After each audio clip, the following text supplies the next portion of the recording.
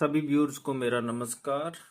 आज बात करेंगे भी जो इंडक्टर है, कॉइल है, कोई भी कंपोनेंट कॉइल की फॉर्म में उसके पैरेलल में ना आम तौर पे आपने देखा होगा कि जहाँ तो डायोड लगाया जाता है, जहाँ कई बार रेजिस्टेंस भी लगाई जाती है इसके पैरेलल में। जैसे ये कॉइल इसके पैरेलल में ऐसे पैरेलल में लगा देते हैं, जहाँ डायोड लगा देते हैं, जहाँ कई बार रेजिस्टेंस लगी होती है।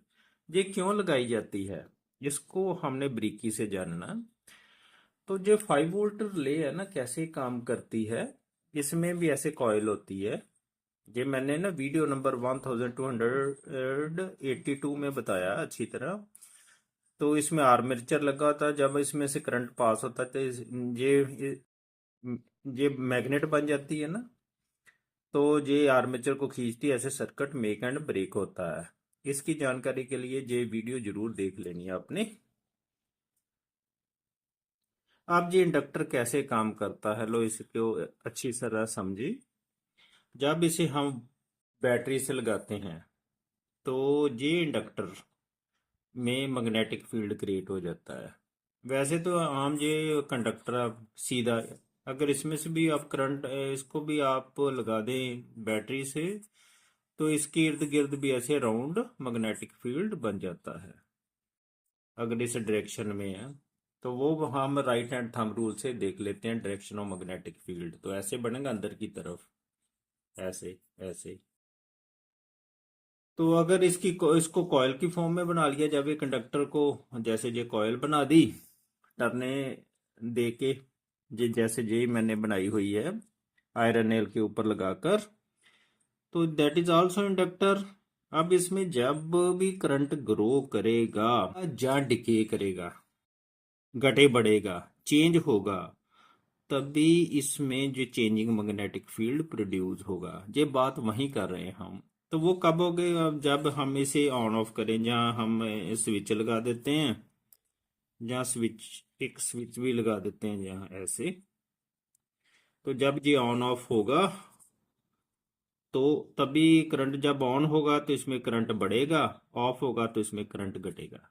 ये पोजीशन ये at a fraction of second के लिए होता है। उस समय इसमें क्या इफेक्ट पड़ता है वो ध्यान से देखने वाली बात है। लो अभी बताता हूँ। जब इसमें हमने इसको बैटरी से लगाया, करंट फ्लो करना शुरू हो गया पॉजिटिव से नेगेटिव, इसमें मैग्नेटिक फील्ड क्रिएट हो जाता है। ऐसे ऐसे मैग्नेटिक फील्ड क्रिएट हो जाता है। तो ये मैग्नेटिक फील्ड अगर तो स्थिर है, फिर तो इसने मैग्नेट बन जाना, फिर तो कोई बात नहीं। कोई आयरन की वस्तु इसके पास ले, इसने उसे अट्रैक्ट करने की कोशिश करनी। लेकिन अगर इसमें मैग्नेटिक फील्ड चेंज हो रहा है, चेंजिंग कब होगा, जब करंट की ग्रोथ होगी, जब ऑन होगा जब ऑफ होगा। जब ऑन होगा तो ग्रो करेगा, ऑफ होगा तो डिके करेगा। लो आप जरा ध्यान से देखो, जहाँ मैंने बनाई हुई है डायग्राम, ये ब्लॉक डायग्राम है। जब change in current, growth of current, जब करंट ग्रो करेगा ना, इसमें जो मैग्नेटिक फील्ड है वो भी चेंज होगा। क्या होगा, change in magnetic, growth in magnetic field, इसको बी से डिनोट करते हैं। अगर मैग्नेटिक फील्ड बढ़ेगा तो उसके साथ मैग्नेटिक फ्लक्स भी बढ़ेगा, क्योंकि 5B × A होता है। ए एरिया ऑफ क्रॉस सेक्शन है, बी मैग्नेटिक फील्ड है, स्ट्रेंथ ऑफ मैग्नेटिक फील्ड। तो जे ईएमएफ इंड्यूस करेगा, अपोजिंग ईएमएफ इंड्यूस करेगा। तो इसने ऐसे ईएमएफ इंड्यूस करनी जिसकी वैल्यू है -N d∅/dt। जो एन ना number of turns of the coils है, तो जो d∅/dt है, that is change in magnetic flux. जितना ज्यादा मैग्नेटिक फ्लक्स चेंज होगा, बढ़ेगा, मान लो जहां बढ़े की बात है ना, ग्रोथ हो रहा है, तो उतनी ईएमएफ, अपोजिंग ईएमएफ इंड्यूस होगी।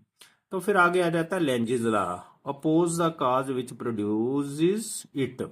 तो जो लेंजिस लॉ के मुताबिक जो ईएमएफ इंड्यूस हुई ना, अपोजिंग ईएमएफ, तो उसने क्या करना, अपोजिंग चेंज इन करंट, उसने क्या करना, जो चेंज इन करंट होगा ना उसे अपोज करना। उसकी वैल्यू होती है -L/di/dt। तो ये ईएमएफ जो इंड्यूस हो रही है, इसने जो करंट चेंज हो रहा है उसे अपोज करना है, rate of change of, opposing the rate of change of current. L inductance है। इसलिए फिर जो करंट है ना, लैग्स वोल्टेज बाय 90 डिग्री, अगर आइडियल कंडीशन में देखा हो, तो जब जो करंट है इंडक्टर में पीछे रह जाता है वोल्टेज से।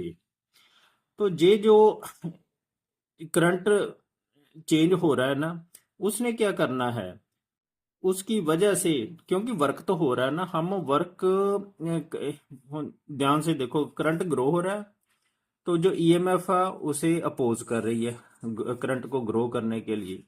तो हमें वर्क करना पड़ रहा है। ये जो करंट को फ्लो कराने में हमें वर्क करना पड़ रहा है, ये जो करंट को ग्रो कराने के लिए।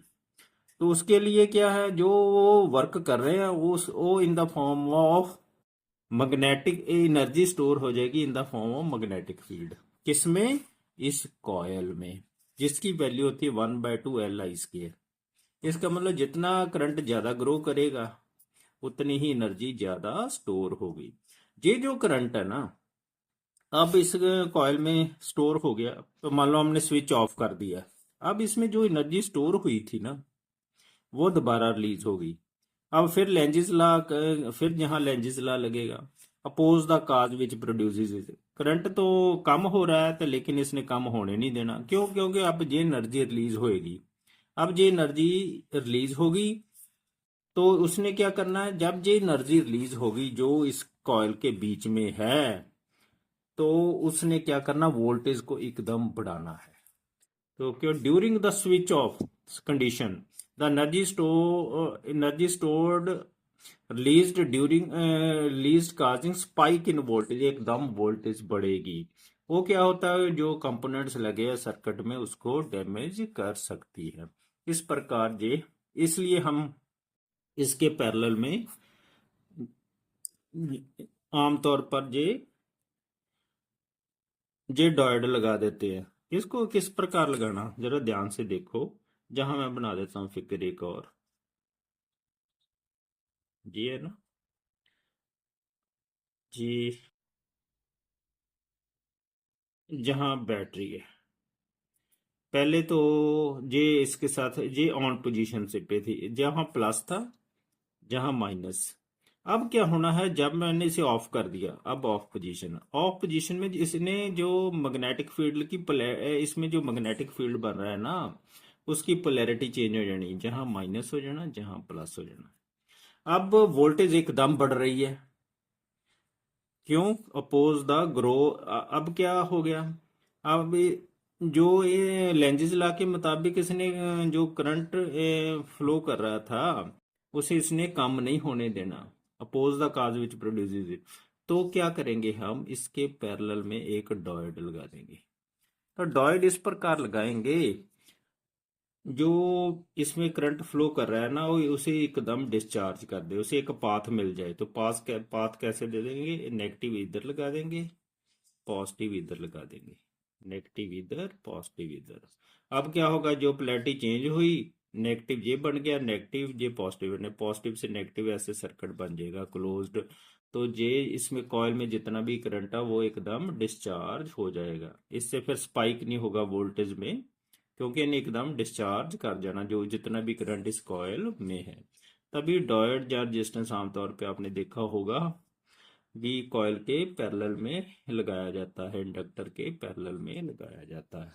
इसका मतलब डॉयड का काम है, जो भी जितनी भी वोल्टेज बढ़ रही है जब स्विचिंग ऑफ स्विचिंग में, उसे एकदम डिस्चार्ज कर दे सर्किट बना के। क्योंकि जो डायोड है वो करंट एक ही डायरेक्शन में भेजता है।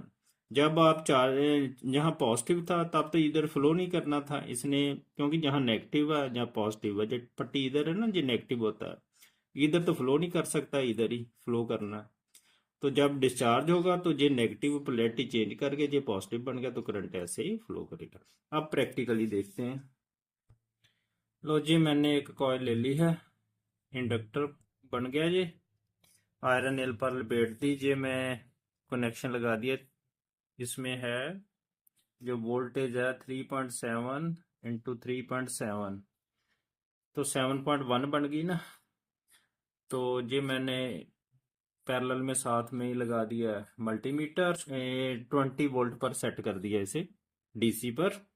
तो आप देखते हैं भी वोल्टेज में स्पाइक होता है कि नहीं। ये है इसका नेगेटिव टर्मिनल, ये जो मैं हाथ में पकड़ा है जिस। अब सर्किट मेक एंड ब्रेक होगा ना जब इसे टच करेंगे, देखो 7.37 इतनी इसकी वोल्टेज है कंबाइंड दोनों की। तो ये इंडक्टर है। अब देखते हैं जब मेक एंड ब्रेक में इसमें कितना स्पाइक होगा। स्पाइक कब होगा? जब ब्रेक होगा। देखो देखो कितना बढ़ रहा है। इस सेवन सेवन से ऊपर नहीं ना चाहिए, 7.1 से देखो कितना बढ़ रहा है, देखें। ऐसे मैं मेक एंड ब्रेक ऐसे करूंगा, आप ध्यान से देखेंगे बीच में कितना बढ़ेगा। देखो 11 भी आ गया, 10, 11, 10, 10 और 10 आ गया। 7 से सीधा 10, 11, देखो 10 तक चल जाता है। इस प्रकार जब ऐसे स्पाइक होगा तो फिर किसी भी कंपोनेंट को ये डैमेज कर सकता है। और 11 आ गया, देखो 11, 7 से 11 आ गया, जो कि काफ़ी डिफरेंस है। कई बार इससे भी अधिक बढ़ जाता है। 12 आ गया, और 12, 7 से 12 काफ़ी डिफरेंस है। 12, देखो 12 तक पहुंच रहा है। 11 से कम है इसमें, तो इतना नहीं बढ़ रहा है। अगर टर्न्स अधिक होती तो इसने और भी स्पाइक देना था, क्योंकि जितनी ज़्यादा नंबर ऑफ टर्न्स होगी ना उतना ही इसमें जो ईएमएफ अधिक इंड्यूस होगी, और करंट भी उतना ही अधिक चेंज होगा।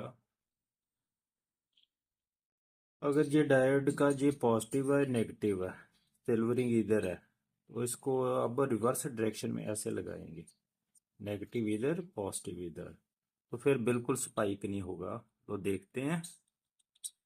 तो जो मैं डायोड पैरेलल में लगा दिया है इस इंडक्टर के।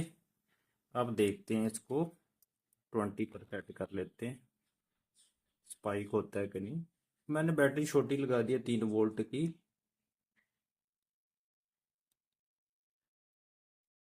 अब ये बैटरी बहुत कम है ना, कुछ डिस्चार्ज हो चुकी है। अब देखते हैं इसमें कुछ स्पाइक होता है कि नहीं। बस बस इतना ही रहता है। देखो 3 वोल्ट की है, 3 वोल्ट से कम है इसकी, 2.44 है। देखो बिल्कुल स्पाइक नहीं हो रहा, बिल्कुल वोल्टेज नहीं बढ़ रही जैसे उसमें बढ़ रही थी। अब नहीं बढ़ रही, क्यों? अब जो ये डायोड है, जब भी स्विच ऑफ करते हैं तो इसे करंट को डिस्चार्ज कर देता है। इस प्रकार ये डायोड है वो वोल्टेज के स्पाइक को डिस्चार्ज करके कंपोनेंट्स को बचाता है जो सर्किट में लगे होते हैं। आप देखो बिल्कुल वोल्टेज का स्पाइक नहीं हो रहा। मुझे उम्मीद है आपको अच्छी तरह समझ लगी होगी। Thank you.